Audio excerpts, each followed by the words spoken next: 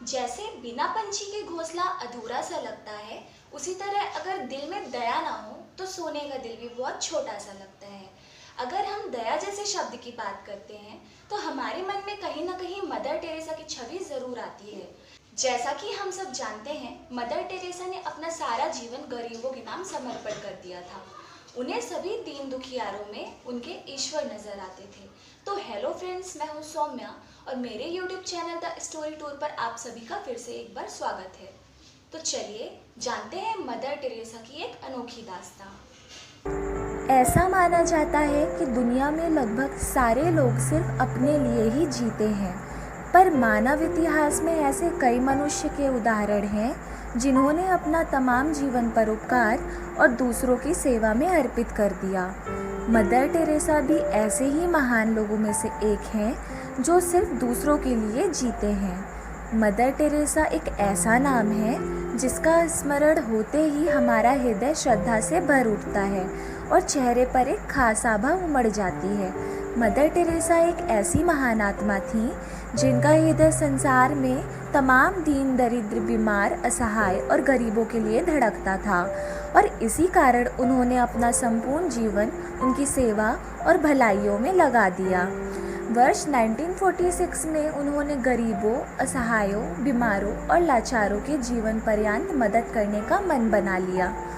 इसके बाद mother Teresa ने पटना के हॉली फैमिली हॉस्पिटल से आवश्यक नर्सिंग ट्रेनिंग पूरी की और 1948 में वापस कोलकाता आ गईं और वहां से पहली बार तालतला गईं, जहां वह गरीब बुजुर्गों की देखभाल करने वाली संस्था के साथ रहीं। उन्होंने मरीजों के घाव को धोया, उनकी मरहम पट्टी की और उनको दवाइयाँ दी। धीरे धीरे उन्होंने अपने कार्य से लोगों का ध्यान अपनी ओर खींचा।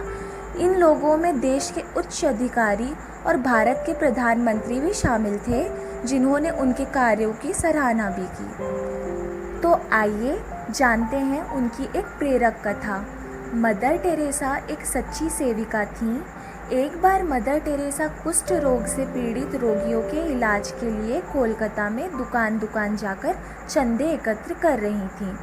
इसी सिलसिले में मदर एक अमीर व्यापारी की दुकान पर पहुंची, जो अपनी दुकान पर बैठे बैठे पान चबा रहा था।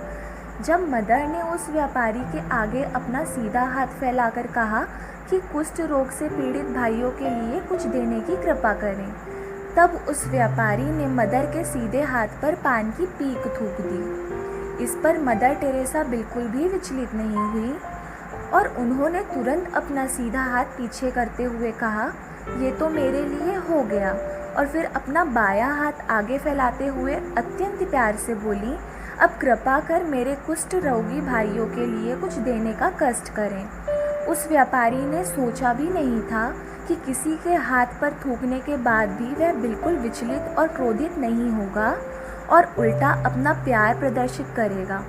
वह तुरंत मदर के चरणों में गिर पड़ा, अपने किए की माफ़ी मांगी और उसके बाद मदर टेरेसा की मदद भी की।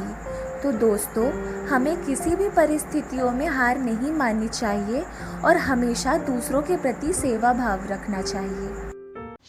तो ये थी हमारी मदर टेरेसा की इंस्पिरेशनल स्टोरी। कहा जाता है ना कि खूबसूरत लोग हमेशा अच्छे नहीं होते, लेकिन अच्छे लोग हमेशा खूबसूरत होते हैं। अगर हम 100 भूखों को खाना नहीं खिला सकते हैं तो कम से कम किसी एक को ही खिलाएं। ऐसे छोटे छोटे कदम उठाने से बहुत से बड़े काम हो जाते हैं। तो अगर आप मेरी बात से सहमत हैं तो कमेंट सेक्शन में ज़रूर बताएं, और अगर आपको मेरी वीडियो पसंद आई हो तो चैनल को सब्सक्राइब करें, वीडियो को लाइक और शेयर करें। Thank you.